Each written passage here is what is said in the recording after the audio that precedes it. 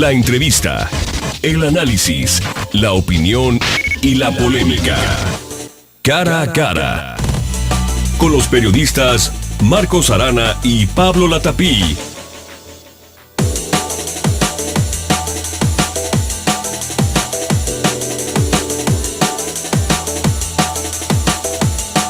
Cara a cara le doy la bienvenida a este programa de análisis, de debate y sobre todo de diálogo aquí en Zona 3, donde platicamos con los personajes importantes sobre los temas importantes. Yo soy Pablo Latapí, le doy la bienvenida y pues ya, Jalisco tiene reforma electoral, ya es oficial, ya va a aplicar, ya está publicada en el periódico oficial, entonces pues ya está aplicando y sobre todo son las reglas para la elección, la próxima elección, la elección de miras al 2015, donde habrá de renovarse la legislatura local, los diputados y también las alcaldías.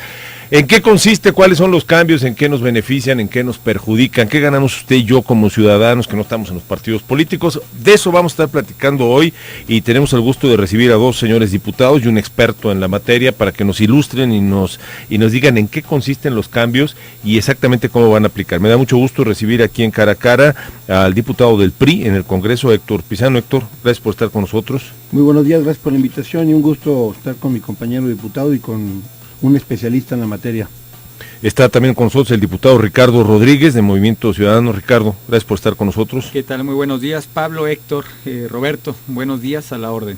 Y Roberto Dávila, catedrático de la Escuela de Derecho de la UTEG y además de la UNIVA. Roberto, muchas gracias por estar con nosotros. Buenos días, gracias por la invitación. Bueno, empezando, ¿por qué era tan importante tener esta reforma aquí en Jalisco? ¿Por qué no aplicar la reforma que se había ya promulgado incluso a nivel nacional?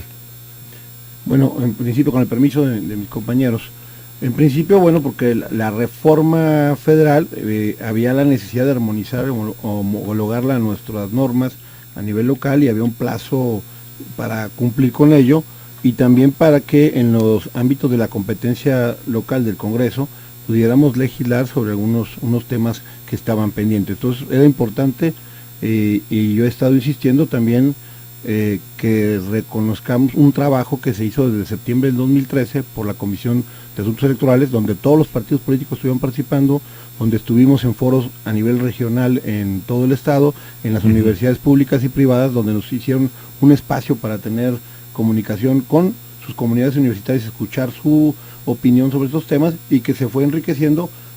Algunos de estos temas ya venían en la reforma federal, pero había otros que estaban pendientes. Entonces era importante que saliera porque teníamos mucho que decir en la reforma. Jalisco en todas las reformas ha estado trabajando de una forma muy, muy seria y responsable y los partidos políticos teníamos una agenda que queríamos que se reflejara para las nuevas reglas de la competencia del 2015 en adelante. Ahora, antes de pasar a los temas puntuales de lo que va a cambiar para la próxima elección, ¿a ti te deja satisfecho como PRI, Héctor?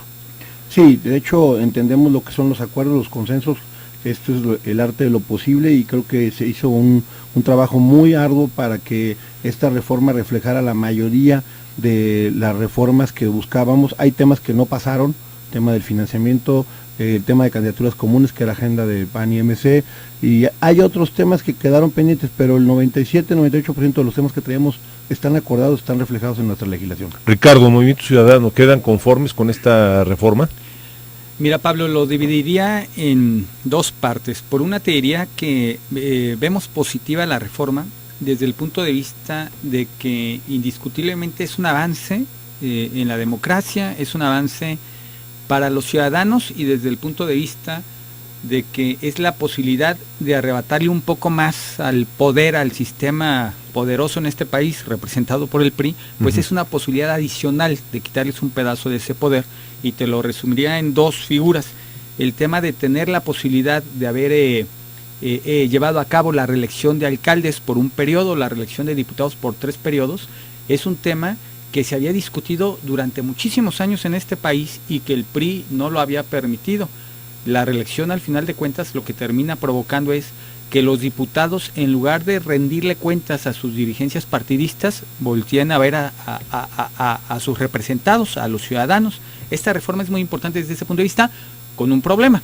Al final de cuentas le dejaron una cláusula que ya venía desde la ley general, en el sentido de que te puedes reelegir siempre y cuando vayas por el mismo partido por el que llegaste, a menos de que renuncies 1 año y medio antes de la elección a ese partido político. Otro ejemplo es el tema de las candidaturas independientes. Por primera vez se abre claramente la posibilidad de que un ciudadano pueda acceder al poder sin necesidad vía los partidos políticos. Le pusieron muchos requisitos complicados. En el diálogo que tuvimos en el Congreso del Estado, tuvimos la posibilidad, los diputados de Movimiento Ciudadano, de flexibilizar muchos de estos requisitos, porque al final de cuentas nosotros sentíamos que querían la figura de candidaturas independientes como una figura de adorno en la Constitución y en la ley. Afortunadamente pudimos hacer una serie de cambios que permitirán que ciudadanos lleguen al poder sin necesidad de hacerlo por la vía de los partidos políticos. Desde ese punto de vista lo vemos positivo. Vemos negativo que temas tan sensibles como es el tema de los recursos a los partidos políticos, en donde el PRI, y aquí el diputado Pizano era uno de los grandes impulsores de este tema, ya había puesto sobre la mesa esa famosa frase de partidos a la mitad, es decir, reducir el financiamiento público a la mitad, en donde Movimiento Ciudadano hicimos una propuesta con algunos elementos técnicos que en términos prácticos hacía que se redujera el financiamiento en 40%, en donde 3 diputados del PAN, estos diputados conocidos del G3, habían hecho una propuesta también para reducir el 50%, fue un tema que al final de cuentas, por la alianza entre el PRI y el PAN, ni siquiera se nos permitió discutir en esa sesión que tuvimos en la madrugada en el Congreso. Temas como ese o temas como, por ejemplo, el de las candidaturas comunes. Nosotros lo que decíamos es, hay que darle la oportunidad a los ciudadanos, desde un punto de vista del liberalismo político, pues de que la mejor opción que se les presente sea por la que los ciudadanos puedan votar y sea quienes los puedan gobernar.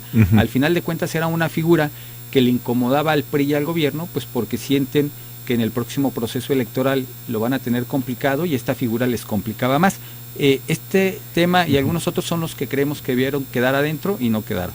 Bueno, si te parece, Ricardo, Héctor, vamos a revisar puntualmente cada uno de los temas, pero ya tocas dos puntos que son muy sensibles para nosotros como ciudadanos, siempre acostumbrados a ser espectadores, a ver lo que hacen ustedes, los partidos políticos, y casi no tener ni voz, ni voto, ni poder meter mano. Y por eso le pregunto a Roberto Dávila, que es experto en temas. Nosotros como ciudadanos, ¿quedamos satisfechos también con esta reforma electoral aquí en Jalisco, Roberto? Yo creo que se quedaron cortos, yo creo que era una oportunidad muy importante. Digo, si íbamos a entrar a un esquema de reforma, bueno, yo creo que era la oportunidad de reformar el sistema a fondo. Creo que hay algunas figuras novedosas, sí hay un avance, sin embargo creo que se quedaron cortos. La figura de la revocación de mandato, el financiamiento a partidos políticos, la reducción de prerrogativas y presupuesto, creo que son temas que nos quedan debiendo los partidos políticos. Y creo que esta era una oportunidad muy importante, si íbamos a reformar el sistema político electoral, de entrarle a fondo a esos debates que son muy sensibles para la ciudadanía. Desde mi punto de vista, creo que ahí se quedan cortos. O sea, es el tema de la lana, o sea, de los dineros que van a seguir recibiendo lo mismo los partidos políticos. Así es, creo que las prerrogativas tendrían que haberse disminuido, creo que tendría que haberse disminuido algunos espacios plurinominales.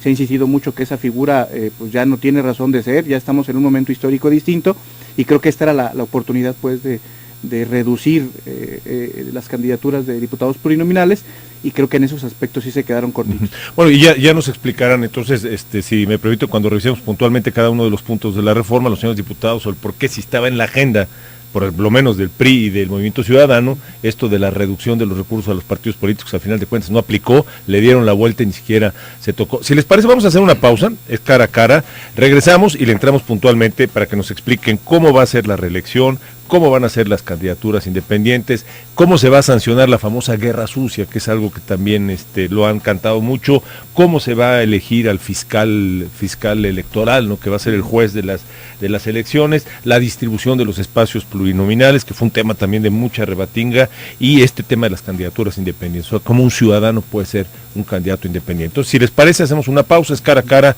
y con esto regresamos platicando hoy de la reforma electoral aquí en Zona 3. Regresamos.